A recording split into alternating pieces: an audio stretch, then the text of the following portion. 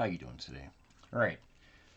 We're gonna check something out here, which I'm pretty sure I haven't covered before. My favorite era of Jae Lee's work. Um, Man, it's got to be early '90s, early '90s, all the way up through Hellshock Volume One. Then I kind of checked out. As soon as he went realistic, I checked out. But this stuff here, uh, you know, super Simon Bisley adjacent work. I'm all about it. Love it. Can't get enough of it. He didn't produce a whole lot of it, unfortunately, but probably more so on the Namor books versus his takes on image stuff, including covers and pinups and trading cards and all that. Um, yeah, definitely grateful uh, that he hit stardom when he did. This stuff's super inspiring to me. WildCAT Trilogy through Wildstorm, issue 1, 2, and 3. It is a 3-issue series. This is a trade paperback of it. I'm going to throw this out there. Not great.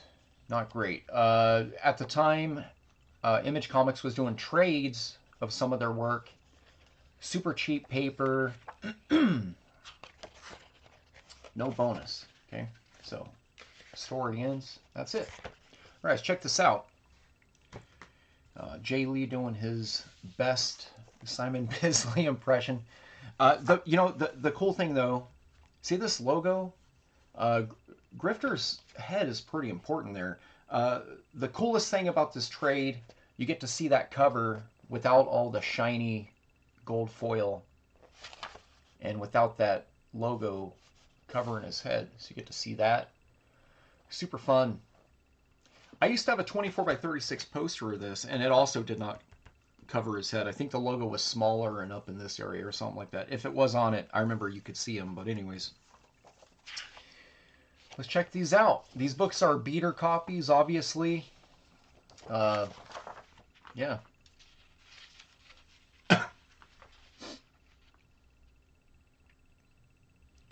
This is Jae Lee, fresh off of, well, you know what year is this? So 93.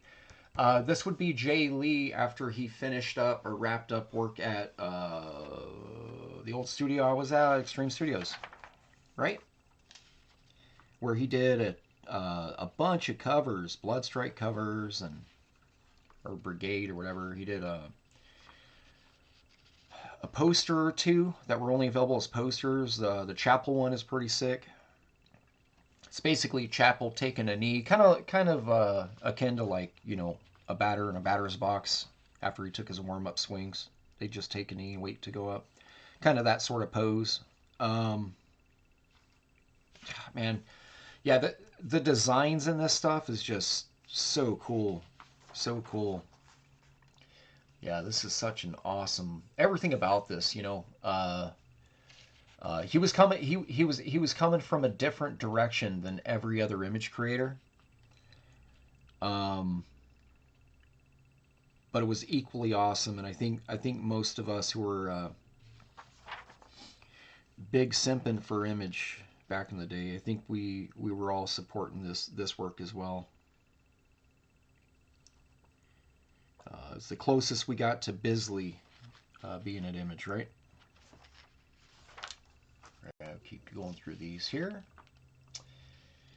Um, a lot of Patrick Nagel inspiration in his females for sure, which is interesting. Completely contrasting approach. Uh, the male figures full of grit, shadow, splatter, and then the female figures for the most part just super open, like a Patrick Nagel painting, maybe like a Mackay.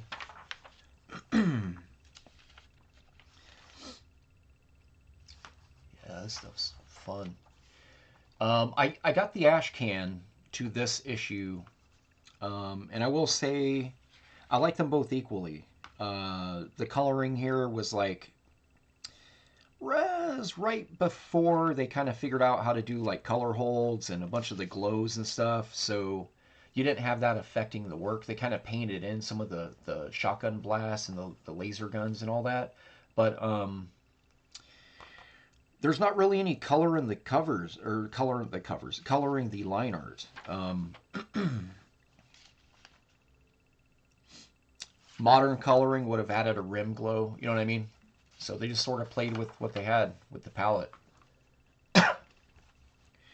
Air quality down here, terrible. All right. I do like this splash a lot too. If you get an opportunity, go on the search engines, look up image search, look up Jae Lee, Youngblood Strike File, Jae Lee, WildCAT.S Trilogy, and find some original artwork on there. A lot of people post this stuff high res, and it's pretty amazing stuff, you know. Night and day. He's not. His artwork does not resemble this in any way, shape, or form nowadays. It's completely different. He had a complete style shift. Probably for the better, to be honest, as far as like acquiring regular gigs. But this stuff is much more exciting to me personally than his newest work. So, yeah, then we get some advertisement. Oh, look at this. J. Scott Campbell, when he was just going by Jeffrey Scott back in the day. I think there's like a few ads in here, yeah, for Gen 13. Check those out. At some point, he flipped it back to J. Scott Campbell, but yeah, he was just going by Jeffrey Scott. He was doing a bunch of caricatures and stuff too. I was seeing some of that stuff showing up in the backs of other image books. Awesome advertisement here, Mark Texture on Union. That's cool. The infamous trifold fold out by Jae Lee. WildCATS 5. That was such an awesome release. And then of course Travis Charay doing his best work. WildCAT Trilogy issue 2 and then 3, and then that's the end of this video. All right, so hold tight. Check this one out here. And you'll notice, yeah, a lot of use of heavy black, a lot of texturing in here. Besides Simon Bisley, big flavors of Bill Sienkiewicz. I can't really say Sam Keith, because Sam Keith is more on a Bernie Wrightson tip, in my opinion. But definitely like New Mutant era, early 80 New Mutant era Sienkiewicz, or like even the last couple issues of Moon Knight that Bill was illustrating. Because for the most part, the Moon Knight stuff that Sienkiewicz did, if I remember, I mean, I haven't looked at them in years, but they felt a little more like Neil Adams-y, if I remember. I could be wrong, but I feel like they were like a little more conforming to like Studio Marvel, like something you could throw in a lunchbox, you know. Yeah, I feel like he started breaking out a lot towards the. I feel like it was around the end of Moon Knight, and then shifted over. I feel like that kind of shifted over to the New Mutants books, where he completely took off. The style took off. So yeah, maybe Jay's looking at the New Mutant stuff actually. The heavy shadows here and that. This feels very. This feels more Sienkiewicz to me, especially with the hair flow. Almost like pinstriping. This feels more like a Sienkiewicz than a Bisley to me. But then I always I ping right back to it, because then you get stuff like this where it's like the male figures and the facial construction is absolutely Simon inspired. Yeah, big time. Yeah, that's a really interesting panel there. But I love this splash right here. I've seen the black and white to this. It's pretty awesome.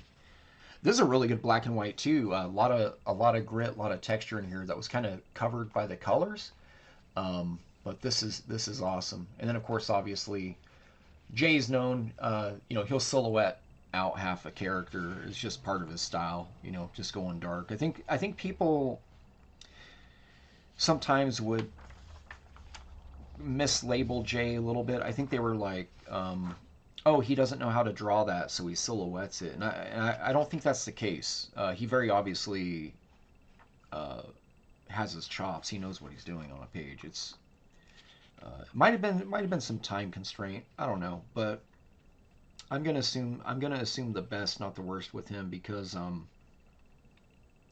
like these. I'm biased. I like these books so much. This is very Sienkiewicz-y to me right here. The way you get these cuts, maybe not the way he did it specifically, but the way you would get a lot of this white rendering here, like this illustration sort of marks coming through here, these cuts, you would actually use a razor blade. You would actually slice like a razor without cutting fully through the paper, and it'll lift some ink. Um, there's other ways to do it too, though. I feel like it's razor blade just because there's really, really fine lines that run right alongside a lot of these almost ballpoint pen looking lines. They're so thin. They could have been a 102 nib, and he was barely letting it scrape, like going across, like to create some tonal, like some gray from this direction to white. Um, yeah, I'd have to see the original to confirm my suspicions. It's a really cool panel. I always liked how he kind of utilized, kind of masked off the eye, and then just did a paint toothbrush splatter to create this shadow right here. Pretty cool effect. You got to have this kind of a style to pull it off too, by the way. You can't really have a clean style and be doing that because it'll the contrast of the way you're applying shadows, it'll just look off. It'll look like you're sort of I don't know the right term, just jumping wagon. And there's the end of that page there. So much whiteout. So much whiteout. This right here is very similar to a lot of his design aspect of the Namor books he was doing that were written John Byrne. But yeah, he did. Oh, this is cool too. Check this out. It was the WildCAT Special 1, but you actually get to see a few of the ink pages in here. Who inked this? Troy Hubbs?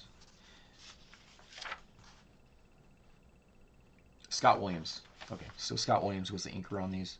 So awesome, man. Travis flipped. I don't even know. He flipped the industry when he kind of came out, because it was like, what if Jim Lee, super Jim Lee, and if you know anything about where he came from, he was a total Jim Lee clone over at DC. But there was something about his rendering that's very different from Jim. It felt more compacted and more planned out and more thorough. Like all this stuff, Jim doesn't do this kind of thing. These tick lines and a lot of this kind of stuff in here. I know this is a Jae Lee stream, but I'm just geeking out right now. Anyways, yeah, he had a different flavor. WildCATS 3, you'll notice here the little spot missing. I used to have a Black Scotty back in the day. When Max was a pup, I had a giant stack of beater copy books, and he was teething and he was chewing the entire corner of that whole row of books. I wasn't even mad. I left him out. But anyways, that's why. I do have a handful of my reader copies that got these, it's a good little memento of Max. Max was a fun dog. So yeah, issue 3. And then after this here, I believe he did some pinup stuff for like WildCAT source book, some other trading card stuff, and then he kind of went to do his own Hellshock series, and then started to kind of rediscover other artistic influences besides Bisley and besides Patrick Nagel and Sienkiewicz and that. Very became even, believe it or not, became even more goth than this. A lot more gothic appeal to his work. But yeah, the first series, I thought the story was terrible, but the artwork was fun. I love this shot right here. I feel like this is recycled. I feel like this was actually, I feel like this in particular I feel like I saw it in a Namor book. I probably did because I have a pretty good visual memory. I spent a lot of time looking at Jay's early stuff, so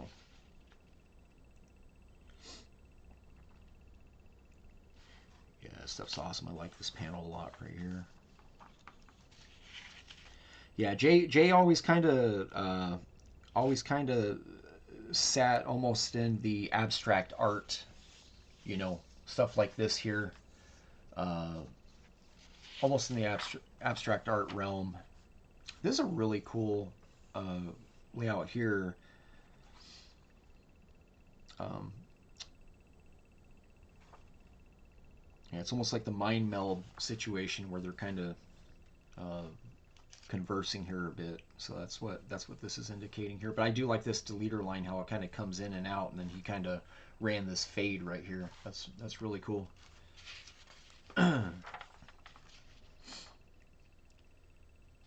A lot of rendering on these faces here.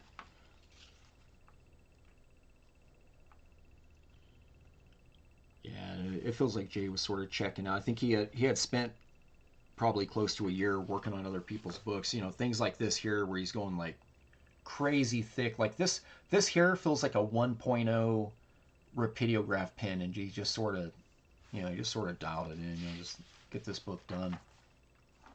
Because this panel here feels rushed as well.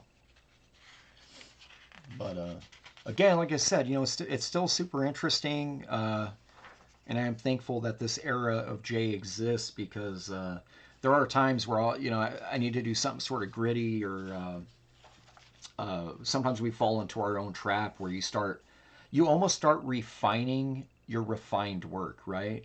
And then it becomes almost like you start becoming way too picky about your own selections of what you're deciding to do.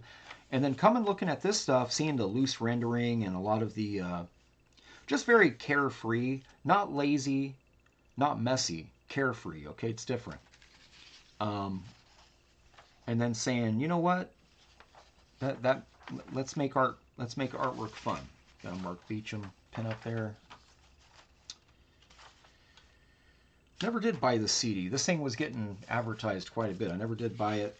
I'm assuming it was probably terrible. Most bands I feel like that were advertising in comics just weren't good. All right. Yeah, it's pretty dope. This looks like a Jim Lee face right here, actually. That's really interesting. Like a Deathblow face to me. Coming up towards the end. Yeah, we are. Look at them. Look at these silhouettes. Look at them silhouettes.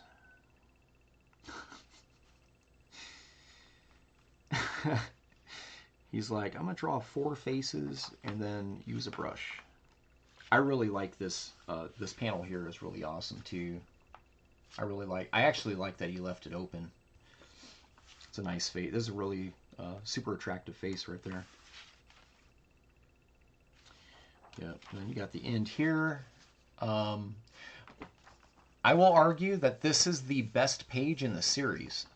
I feel like this being framed by the silhouettes of the full body, and then these inset panels. Even though the inset panels are, they're a 6 out of 10. Maybe a 4. You know what I'm saying? These aren't great. The idea of this page is A-lister, 100%. All right, so we got the end here. That's it of my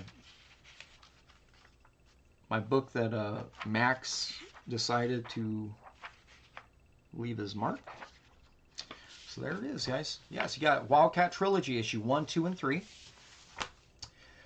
This was only available with a foil cover, I believe, unless there does exist a copy of this with a UPC newsstand. If this does have a newsstand, UPC is probably covering here, and it probably has a standard cover that probably also covers his head here. And then I showed you guys the WildCat Trilogy trade paperback that they put out shortly after this was released. I don't recommend this at all. This is actually not that great. just the paper in it is visibly yellow even, right? Like this, I think this trade came out in 94, around the time I was working Extreme. So I don't recommend the trade. Whatever you can, I would say if you don't own this and you're interested in buying it, I would get this, find someone selling the set of all three of these and just grab it. Or also that Wildcat compendium that came out, pre-orders are up, whatever. That also, I'm pretty sure it also includes the WildCat Trilogy books. Okay, so I'm pretty sure that these 3 issues are in there as well. All right, guys. Hope you enjoy and enjoy the rest of your day.